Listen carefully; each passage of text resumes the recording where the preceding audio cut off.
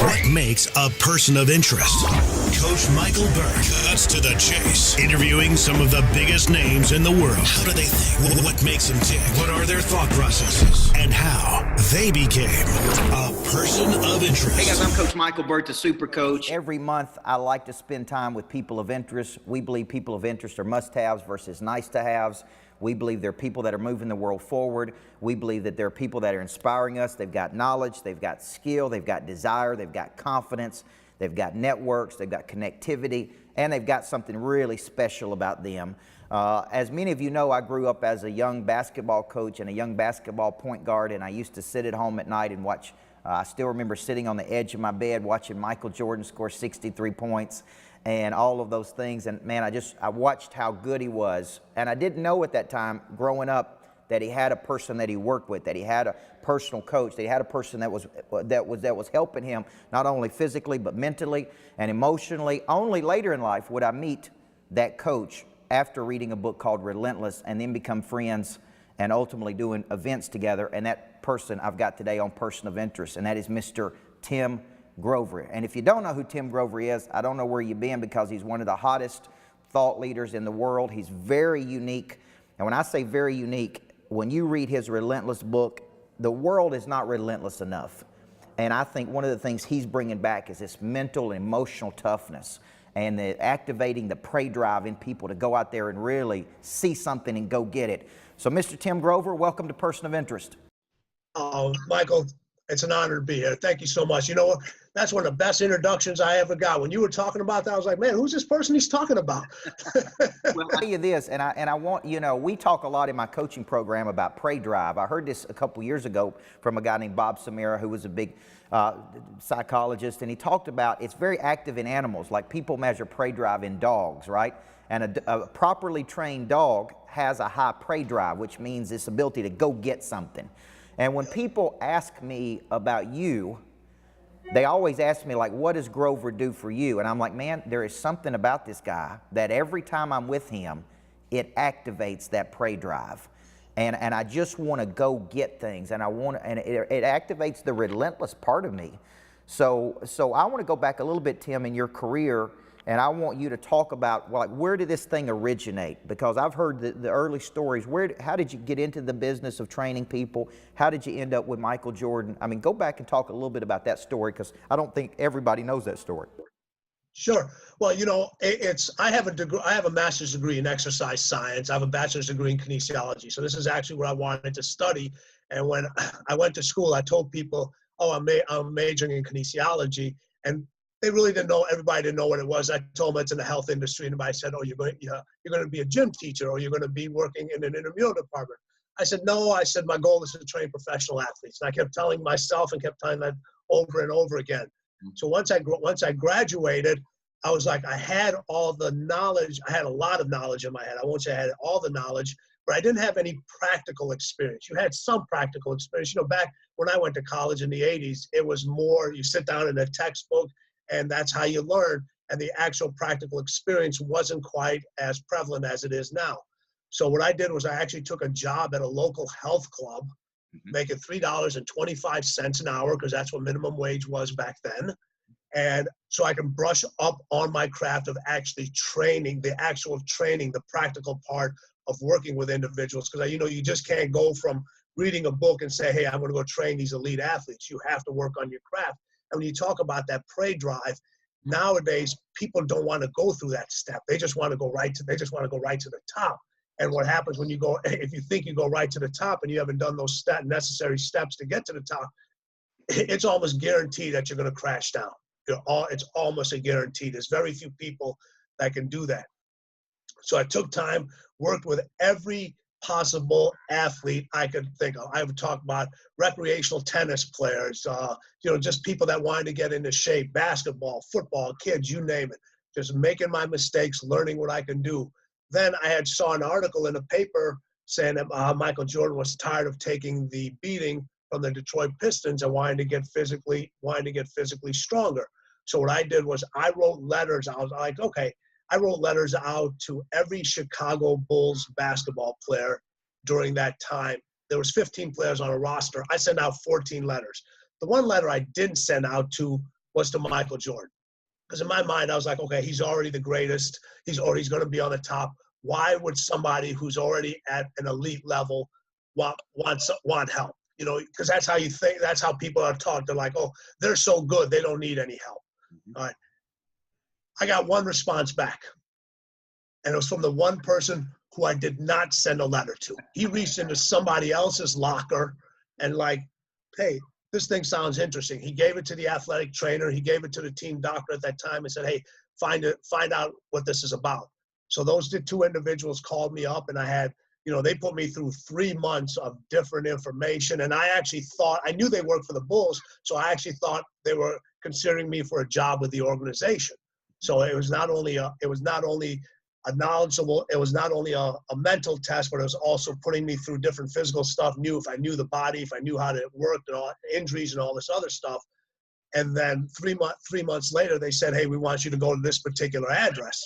And I said, all right. So I show up at this address. And the funny thing was, they were supposed to meet me at that address. And for some reason, they're like, oh, we can't make it. So I'm literally standing at this, not knowing who this person is, standing at this house. I ring this doorbell, and Michael Jordan answers the door. And this was back, you know, he still had the house where he could just walk up to the door and ring the bell. I'm like, okay. I said, here I go. And here's a funny part about that. I was wearing a pair of Converse. So immediately, as soon as, and it was in the winter, and immediately when he answered the door, I'm busy trying to pull my shoes off, you know, so I didn't want to go in the house with a set of Converse, because I knew he had his own brand and how much he identified with the Air Jordan brand and Nike and all that other stuff. Well, long story short, he invited me into the house. We sat down. I talked to him about my philosophy. I talked to him about my principles and what I can do. And he just said, he goes, this sounds too good. And I said, you know what? I said, give me 30 days and I'll show you what I can do. And the whole plan was, I would tell him, this is after a workout or after we did something, this is how you're going to feel in 24 hours. This is how you're going to feel in 48. This is how you're going to feel in 3 days. So I laid out the plan of exactly how he was going to feel, so he can get an idea that I really knew what was going on. You know, just like in training, you know, in training and coaching, if you tell people to follow these steps and follow these systems, and then if you pass phase 1 or you get through the first part of the system, this is what you're going to feel. This is what should be going on internally. This is what should be going on externally. And you tell them that kind of holds not that they can see, but they can also feel inside. And that's what really gained Michael's trust with me. And basically 30 days turned into 15 years. Wow. But, you know, the interesting part about that is, and this is a great lesson for everybody, and this is something that you had brought up, and I remember you telling me this, everyone needs a coach. Yes. Everyone. And you're talking about the elite people. You're talking about in sports, business, wherever it may be, everyone has a coach. They may not call him a coach. They may use other terms for him, but there's always somebody. And it's crazy. The higher level people are the ones that rely on their coaching and their coaches more than anybody else. Now, this is a very important point for all the people listening to this, because we run into a lot of people that say, well, I'm already doing good, and I'm already successful, and I'm already earning a high income. Like, why would I need a coach? And I constantly come back to this concept, is that the higher level thinkers and the athletes, the performers, are constantly seeking some type of unfair advantage, some type of competitive advantage. And they know that competitive advantage can come directly from who's coaching them. You know, yes. And in your world, it was not only physical, but it was also psychological, right? I mean, emotional toughness. I mean, explain to them, like if a person was coached by you, like what are the areas and dimension you're coaching them? Is it purely physical? Is it emotional? Are you, I mean, like explain to them what you're activating in that player. It's, you know, it's all of the above, because you can't have one without the other. So what we do is we pay attention to the details that other people won't. Like, you know, so a lot of coaching when it comes to the physical aspect is they're like, okay, let's see what the person does in practice. You know, we take it even a step. We take it even a step farther. I want to know how they arrive to practice, what they eat, how they're getting up, how they how they just warm up, how do they cool down, how they interact with people, what happens when they miss a shot, what happens when they make a shot, what happens when things go good, what happens when things go bad. You got to pay attention to every single detail. And then once you see those details, that's when the psychological component starts to come in. Because if a person's making the same mistake over and over again, and you got to figure out why they continue to make that mistake. And a lot of the time, it has nothing to do with the physical component. It has a lot to do with the psychological and mental component. You know what I always say with athletes, you don't forget all of a sudden how to shoot a basketball. You don't forget all of a sudden how to hit a baseball, or how to throw a pitch. All right. So if you see a person's performance start to decline, it's usually an external factor that has something to do with that. And we pay attention. When you talk to external factors, it's the psychological component. It's the emotional component. It could be the spiritual component. It could be a lot of things. And you have to pay attention to every little detail and work on those things if you really want that person to perform at that elite level. And the one thing you just said is, when people come up to you and they say, I'm doing good, I'm successful, are you really settling for just good? Shouldn't you be trying to reach great? Shouldn't you be saying, I'm doing great, I want to do greater? Yeah. When people say, listen, I'm successful, well, can you repeat a success? Are you just satisfying for success? Or are you looking to be successful at being successful? And then being another level of success. And that, a lot of that, you can have that physical drive, but it's that psychological mindset that can take you to that elite level. Well, you're not a contrarian, but a lot of times what I tell people, I'm like, Tim Grover has a different mindset than most people does. He goes against the grain. He doesn't accept a lot of the commonalities that people use. Where did that mindset come from? Because when I listen to you speak, you say a lot of different things you say something totally different than a lot of people say, right? And it's but it's provoking, like it's thought provoking, like it gets your blood going a little bit. It's like, damn, I can't believe he just said that. But he's right. Like I needed to hear that. So where does that nature of you come from? Early in life, the way you were raised? Did it come from being around these relentless athletes? Talk about that. Yeah, well, a lot of the way I am becomes from the people you hang around with. And I was fortunate enough to be blessed with two extremely hardworking parents that didn't settle for anything less than everything they could achieve. They made things happen every single day. They never complained about being tired. They never complained about being sick, about not having enough. I always tell the story. Listen, as a child and as growing up, I didn't have everything I wanted, but I had everything I needed. And here's the thing, most people in this world, you have everything you need to be successful. You're just looking for those things as an excuse. Well, I want this, I want this, I want this. Well, start with what you have. And if you understand and use everything you have, and most of us, everything that you have is already inside of you. It's just when we listen to other people, we let those people take that real estate in our head and become something that we're not. You have to know exactly who you are. And that's one of the reasons we identify so well, Michael, you and I, is you know exactly who you are. Yep. And that's what I really, really respect about you. You know when things are going right, when they're not going right. You're not afraid to make a change. You're not afraid to try new things. You're constantly evolving.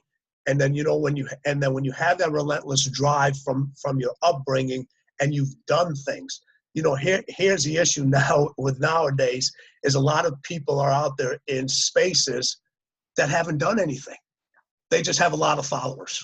Yes. And if you say the things that people want to hear all the time, it gets you a lot of followers because it makes you feel good. This isn't about always feeling good. This is about being able to be relentless, having that mindset to be successful. Because if you're always with somebody that makes you feel good, should you really be with that person? Is that person actually the right person? That's always all they do is being with you that makes you feel good. I said, those are the people you got to be really, really leery about. I have a saying that says, if your best friend is too friendly, that's not your best friend. That's right.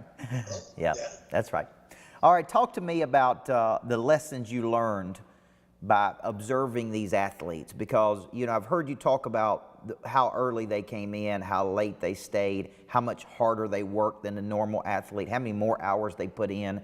When you observe them in comparison to good athletes, what was the biggest lessons you learned about this concept of relentless by working with them? I mean, what level, because you talk about the dark side in the book, right? We all got it, right? We all got it, which is part driving us towards something. Yes. And so talk a little bit about these lessons and that dark side and how it plays into how relentless these people really were. Well, you know what? It's funny. And you hear this, and this goes back to what we talk about is, you know, I said I talk about things that other people are afraid to talk about because it doesn't give you the claps. It doesn't give it doesn't give the people the good, you know, the warm and fuzzies inside. But here's the thing. When I have an issue with speakers that are constantly telling you, you know, you need to get up early, you need to stay late, you need to make more phone calls, you need to work harder, you need to work. Don't we all know that? Right. That, you know, don't we already know that? So what is funny is the great individuals, I never have to tell Michael, I never have to tell Kobe, show up to practice early. Right. You got to work, you know, you got to work on your weaknesses. You got to stay late. You got to, you know, you got to watch film. You got to pay, you got to eliminate the distractions. You got to outwork all the individuals. You got to put in the extra time. You got to put in the extra shots. You got to work on your defense. They already knew that. So it's funny, the people that are so elite at what they do, the stuff that everybody nods their head of, yeah, you know what, you're right, I need to make more phone calls. They're looking at, somebody really needs to tell you that? You know, those are the individuals you have to take away from practice. You know, when you coach and you had your, you know, you had your girls that, the ones that you can count on, they showed up. You didn't have to tell them, make extra shots, work on your free throws. This is what you need to do. They're coming to you, coach, what's next? What do I got? Yes. Well, and that's the drive. It's already a part of their instinctive behavior that those people have that. Now, when they do those things on their own, now you can work on the other stuff that's really prevalent to make them better. Because when you have such an elite individuals in business or in sports and whatever they do, to show that slight gain of maybe even just 1%, it requires so much more detail and so much more preparation on the things they need to work with. It's funny, after every championship, the guys, you know, after they had their little trophy celebration and so forth, they would always come up to me and say, what's next? Like, what do I have to do? It's just like, you know, you have individuals that make calls for you, that do sales, and you have companies that come in, and it's just like you have people that are literally celebrating every single weekend. Well, what are you celebrating about? And you have other people that are like, what's next? They enjoy their achievements, they enjoy their success, but they're never satisfied because they know the competition is not sleeping. And the good people, the people that are just good, they settle. They're very happy in the results they get. They know that they can perform at 75, 80% optimum level. Every now and then they'll give a little bit more, 90, 100%. But the sacrifices they have to make to give you that extra 10%, they're just not willing to do. They're just not willing to do on a regular basis, and that's fine. For some people, that's perfectly fine for them. Those are not the individuals that I'm accustomed to dealing with. So let me ask you this question, because this is going to come up. Do you believe we can activate the prey drive and relentless spirit in people, or are we just attracting people that already have it? Like, I have it, you have it. I'm looking at the people that are coming to our retreat. The people that jumped on our retreat with you and I first are the top money earners in our coaching program. Which was exactly what I said. Which was interesting to me, because it wasn't like that dude needs to be more relentless. I'm like, that's a relentless dude. That's a relentless woman. And they, as soon as we put out that you and I are doing this, they're like, I'm in. Okay, now, so my question to you is, do you attract people that want to activate it but can't activate it? Or is it primarily when you go out and give your message to the world, you just attract the relentless people in the world? No, you know what? Here's the one thing I want to tell everybody. This is not something you're born with. This is something that can be activated. It's something that can be taught. It can be something that actually can be learned. You look at, all right, I'm going to give you a prime example, all right? And I'm going to go back to sports, and I always use the person that I'm doing a project with or I'm doing an event with, all right? How many state titles did you win? I won one state title at Riverdale as part of You won one state title over Riverdale, all right? When you came in, how many games before you took over, how many games had that team won? They had 30 years of very average basketball. Okay. So now what happened? Now all of a sudden, you didn't bring some magical coaching drills and skills and, these are components. You probably had some unique ideas and concepts, but you were able to change the way they were thinking. They started to believe in themselves some more. And it was taking a team that hadn't won anything in 30 years all the way to a state title. Now, I guarantee when you were born, the doctor in your doctor's office didn't say, Micheal Burt is going to win a state title for this school. It didn't have. You learned the process, you taught the process, you instilled the process into these individuals or the system, however you want to call it. If there's any way of showing what we do can be taught, you taught it. That's right. Plain this. And I like to keep it simple. People like to overcomplicate things and, throw out these big terms and so forth. Listen, I can sit here and talk to you and throw out anatomy and physiological terms out there that I don't even understand. And the words that I can't even spell to try to make me look smart. People overcomplicate things. Show them that the basic way, this is how it can be done. I've done it. And if you're going to go and listen and go to a retreat with somebody, make sure those people have done something. Make sure that they have proven results to show you, hey, I've taught all these individuals. And I think it's a cop-out when people say they're born that way. You are not born that way. Something happens in your life, and it can happen at any stage, and how you handle that situation is going to determine which direction you're going to go in.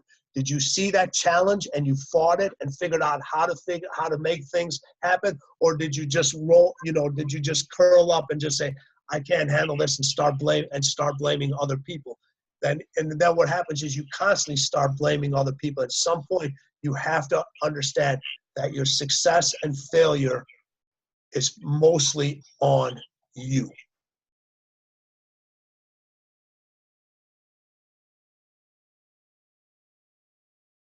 People that are purchasing your book want to instill this into other people. They want their team to be relentless. Like I'm making notes here about my team. My team can become more relentless. So when you decided to write the book, what prompted you to say, I need to write this book called Relentless? I mean, talk to me about that. Well, you know what? It was everybody wanted. It was like, the athletes I wanted to work with. Everybody wanted to know, why they were so much better, and everybody kept leaning towards their physical gifts. And believe me, those athletes were physically gifted. But I worked with so many more athletes that were way more physically gifted than Micheal, Kobe, Dwyane, and all that. But what they had is they had this mindset. And what I saw them do and how they handle adversity and handle success and the things that we talked about, not only after winning games, but after losing them, after losing championships and just different things and handling pressure and so forth. I just like, this is what separates these individuals from everybody else out there. And it's the funniest thing. I've been fortunate enough because of my connection with these individuals, I've been in rooms and in conversations for years with the top competitors in many, many sports. I'm talking about like Pete Sampras, Wayne Gretzky, Serena Williams, Tiger Woods, all these individuals. I've had a chance, not for an hour. You get people that talk to these individuals for a podcast or an hour and think they know the individuals. I'm talking about years and years of being able to spend time with these people when there's no cameras around, nothing around. And it's funny, you could take those, and if you were to make everybody speak the same way, so you didn't know who was speaking, they were telling you the exact same thing over and over and over again. You sit down and you hear, if you put Michael Jordan in a room and you put Tom Brady in a room and you put let's take and Wayne Gretzky. Let's say if you put those three individuals in a room and you heard and you couldn't tell who was speaking, and you started asking them questions about, their pursuit of excellence, how they handle adversity and so forth, you couldn't tell which person was speaking because their answers would somehow be related to the exact same thing. Well, I use the phrase a lot. I don't believe in cotton candy. I believe in mastery. I believe in putting 10,000 hours of practice in. I believe success can be incredibly boring. You get up and do it every day. I believe, I tell people, look, when I coach you, here's what I believe. I do not believe in short term. I believe in everything you do is cumulative. I believe in the compounding effect of getting better every day. I believe in doing the same activities every day. And I just think we live in such a soft society. That's why I call it cotton candy. You saw these players master, and I think you told me once that Jordan had 2 scorecards. One scorecard of the way the team measured him and one in which he measured himself. Yeah, he used to. So it's so funny. Obviously, we both come from the basketball world. You have the stat sheet at the end of the game. At the end of the game, it tells you, your points, your rebounds, your assists, minutes played, and all this other stuff. And what's the first thing everybody goes to? They look at how many points they scored. That's the first thing everybody goes to. So the stat sheet that Micheal had was turnovers, missed free throws, fouls. All right. He goes, I'm supposed to score points. Yeah. I'm supposed to get rebounds. I'm supposed to make my teammates better. All right. I'm supposed to play defense. I'm not supposed to miss free throws. I'm not supposed to turn the ball over. I'm not supposed to have fouls in crucial situations. Those are the things I'm not supposed to do. It's funny when people make lists, and this is something I think that we're gonna use in this retreat. Can I give it away on this? Yes. Okay. How everybody makes a list of the things that they want. Yes. Everybody says make a list of the things that you want. All right. At this retreat, I'm going to have you make that list, but then I'm going to have you make another list where I'm not going to give away to you, which is going to be 10 times more effective for people. And it's going to take, and this is something I learned from Micheal. It's going to be very unique. It's going to be sometimes people just give you different ways of thinking just to be different, just to be, I'm separate in this space. No, I'm giving you a different and unique, let me phrase that. You and I are going to give this retreat different and unique ways of thinking to get you to that next level. And because a lot of the stuff that you've been hearing over and over again is why you're not getting to where you want to get to. And if you want to know, and the people, I don't know how many spaces you don't have left in this thing, but after this thing goes out, you better jump in on this thing, because this is what I told you. I don't do these things very often, okay? Right. And I've had many other individuals ask me to do this. You're the first person that I've agreed to do this with, because I don't align myself with everybody. I align myself with very, very few people. Very few people. And it took us some time to put this thing together. We've had a lot of dates and a lot of cancellations, a lot of work that there's people that don't realize how much work has already gone into this thing. Yes. And that's when what you talk about is like more each day, that success is boring, that, you have to keep doing the same things over and over again because you never master it.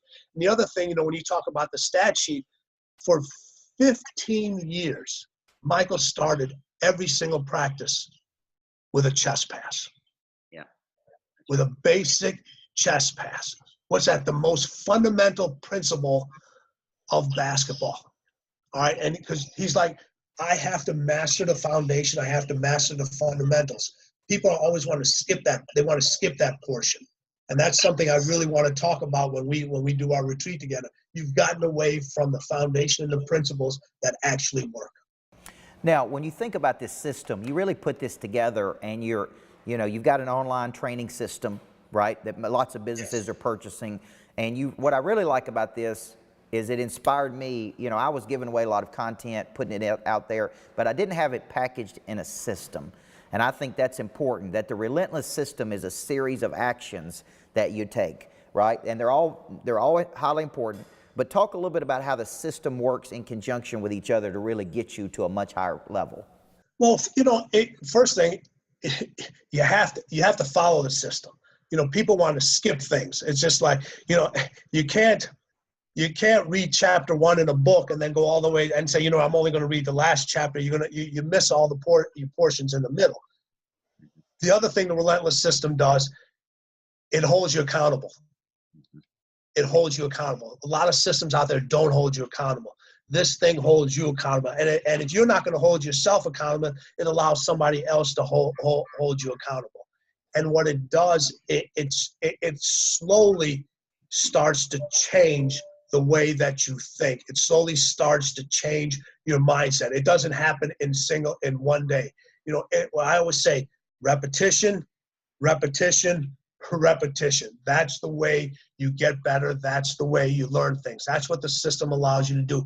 I always tell people, you look in different businesses and different corporations, and what are the biggest things that people complain about? And you do a lot more of this than I do. They talk about productivity. The staff isn't as full. The staff doesn't quite have the energy I need. It doesn't have the focus. The Relentless System. Just imagine you as a business or you as an individual. What could you do if you had more focus every single day? Mm-hmm. What could you do if you had more mental energy every single day? I think you could change a lot of things then. So if you can know how to block out distractions. The one thing that we have to deal with now on a constant basis, and we didn't have to deal quite as much when we were more on the coaching side, is distractions are they're literally in the palm of your hands now. It's funny, you go to a practice, and the minute you call a timeout or you tell people to make a break, they used to go for the water cooler. They used to get water when we used to do it. Now they run to their phones. Okay. I'm like, listen, is everybody in your family healthy? Yes. Okay. Are you expecting a baby? No.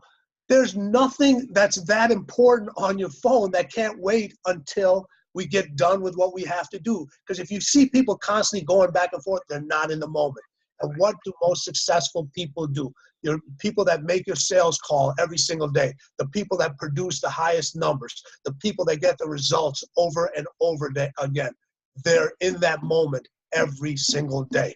Now, when they're not in the moment and there's family time, they're in that moment with their family. They're always in the moment with whatever they're doing.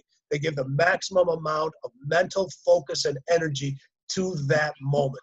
That's what the Relentless System teaches you. Right. Now, you and I are partnered, and I want to talk about this. You and I are partnered to do a retreat together, and a lot of people ask me what happens at retreats. Think about, we retreat to attack. The retreat is a unique experience with a smaller number of people in a unique setting where you're going to get personal coaching from Coach Grover and I every day, okay? We have different levels. You can come for a day pass, which means you can come just and get the coaching during the day. So we have a level for that. We've got a VIP level where you can have dinner with Mr. Grover and myself. Then we got a level where you can stay at the lodge and stay there overnight. Most of those VIP tickets have already been sold at the highest levels, but we also have tickets available to have dinner, which to get intimate conversation, and we got day passes available. What can a person expect? Because really the way these are set up is you come in on a Thursday, typically there's dinner on Thursday night, we've got coaching on Friday morning for a couple of hours with you. You're going to be coaching people. We break for lunch, then they get some coaching from me. What could a person expect to get at this retreat? Then we turn around and repeat that cycle on Saturday, and then you and I are available throughout the experience to sit and talk. People are going to want to hear stories and talk questions and individual things. So what can they expect to walk away from a Relentless Retreat? Well, you know what, the one thing that's so unique about this aspect is, and you said it earlier, it's the intimacy. Because usually, we speak on stages where there's a lot of people in the audience. We try to touch as many people as we can. We try to answer as many questions, but when you have thousands of people in an audience, you can't answer everybody's questions. You don't have a chance to really touch those people the way you'd like to touch them. This aspect is you literally have access to both of us for an extended period of time in a very intimate setting. You get to ask us questions that a lot of people may be afraid to ask when other individuals are around. And here's the thing, you don't have to worry about that information getting out. You know, if you want to grab somebody and say, hey, listen, Coach Burt, I have a question for you. They can grab you and ask and pull you over to the corner, and you can really interact with a person. And imagine, this is the one thing that's going to be unique in this thing that is so different than all the events out there. And people take this for granted. Eye contact. Yes. To be able to look at a person in their eyes and be able to look myself in their eyes and look at you in your eyes when that person is talking to you. You know what kind of psychological and physical effect that has when you can look at an individual and face to face, eye to eye, and ask them a question or get an answer from them, or when they're just talking to you in a relaxed setting. You can't put a price on that. Yeah. You cannot put a price on that. And I'm telling you, as I'm listening to you, for all the people that have, small teams of people that they want to be relentless, this is a great opportunity to bring you and some of your team members and be right there, because what Mr. Grover said earlier was the amount of time he spent with some of the biggest people in the world. What's the value of that? What's the value of being able to spend 3 days with a person who's sit in rooms with the top athletes, who's worked with the Micheal Jordan and the Kobe Bryants and the top players, to spend time learning, growing? Just in an interview like this, I've got a page of notes. I've got specific things I can do with my team. And they're no different than we are. That's what I want people to understand. The same issues that these great athletes have from a personal business side, from a relationship side, we all have. It's not a unique setting just because they're extremely gifted and perform at a high level in an athletic event. The same issues that you're going through, they've all gone through. They've gone through, troubles with their kids. They've gone through, issues with the families. They've gone through financial crisis. It's not a perfect life. They've gone through relationship issues. So, and I was around during all those times. I'm talking about through some very, very, crisis situations. And what was amazing about them is all of them during those times, they elevated their performance. Just imagine being able to sit there and talk with us two about how to continue and elevate your performance when you're going through adversity. Whatever package you buy, by answering that question alone, you've already got in a return on your investment tenfold.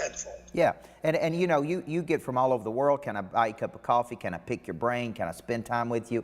I tell people, look, of course you can spend time with us, but you got to get your butt to this retreat, and you're going to spend 3 days with us. We're going to be there all day. We're going to be there at night having dinner. You can ask us any question you want to ask, because I get asked this question: how did you go from a high school basketball coach to building a multi-million-dollar coaching business? I mean, a lot of people want to know, like, how did you start writing books? How did you start coaching businesses? How did you build a coaching program with 700 people in it? So a lot of people are constantly asking these questions. I'm like, just come to a retreat. Sit with us. We'll go through any part of the Relentless System. We'll go through how we're building the things. We'll go through the experiences we've had. But every person that goes on these retreats have said the same thing. It's an incredible experience. It's truly game changer. I think of it retreating to attack. We're going to force you to look hard at your business, force you to look hard at your life. And let me tell you something. Coach Grover is going to give you direct coaching, which is what I like about him. Yeah, exactly. Listen, I'm not going to give you the same fluff that everybody tells you all the time. Listen, you know what this is? You know what? This is how I'm looking at this retreat, all right? Micheal and I, for those 3 days, we're going to be the family members that you don't really want, but you need in your family. That's good. That's good. Well, listen, I want to thank you for your time today. I appreciate you. I'm as excited about this. We're pushing it hard. Like I said, we're already selling lots of VIP tickets to this thing. People are very interested in it. For people that are out there in the world, I purchased a brand new lodge. It sits on 22 acres in Tennessee. It's about 40 minutes outside of Nashville, Tennessee. You can fly into Nashville. It's a beautiful, beautiful place. It's a perfect setting. So we expect, we got people already coming from Phoenix and other parts of the country, people flying in for this thing. So this is a unique, one-of-a-kind experience with Tim Grover and I. And you can just email us at info@coachburt.com or go to coachburt.com/retreats and you got to fill it up. Bring your team members, bring yourself, bring whoever you want to bring, and I promise you, you're going to walk away more relentless than when you came. Every time I'm with this guy, he activates the prey drive in me. I love the book Relentless. The Relentless System is something you can purchase for your people out there. And Tim, I'm telling you, in a very short period of time, you become one of the top thought leaders out there in the world. And I think it's because you got something very different to say, and you're really creating value. There's no fluff. There's no pomp and circumstance. It's just good, hard, disciplined coaching. Here's one thing I'd like to, I know we're getting close to our time, or like that. You can't be afraid to ask questions. How many times have I called you up, or I've had my agent, hey, listen, ask Michael, how's he doing this? What's going on there? What's this? I don't understand this. You can't be afraid, and this is an opportunity to do that. Listen, there may be individuals there, instead of you guys talking to me, I'm going to pull you aside and say, hey, tell me what's going on. What do you do for a living? How did you get here? It's a way to learn from everybody. Every event I've gone to and every speaking engagement I've done, every time I've sat with Coach Michael Burt, it's always a learning process. I always leave when I've learned something. And that's what I'm saying. If you're open up to it, this retreat is not only for yourselves, but it's a great experience for us too also. Not only are we giving, but we're going to expect a lot back from you guys too. Absolutely. All right, Tim Grover, thank you for your time today, my friend. I appreciate you. Keep inspiring people to get better out there, and more than anything, keep activating that prey drive and help people be relentless. I look forward to seeing you. It's March 7th through the 10th. Perfect time of year. Go ahead and get your tickets for that. We've got 3 different levels of tickets, and they're going to be some of the best people in the world who want to get better. So, Coach Tim Grover, thank you very much, sir. My pleasure. My best to your family, please. Okay. Take care. What makes a person of interest? Coach Michael Burt cuts to the chase, interviewing some of the biggest names in the world. How do they think? What makes them tick? What are their thought processes? And how they became a person of interest.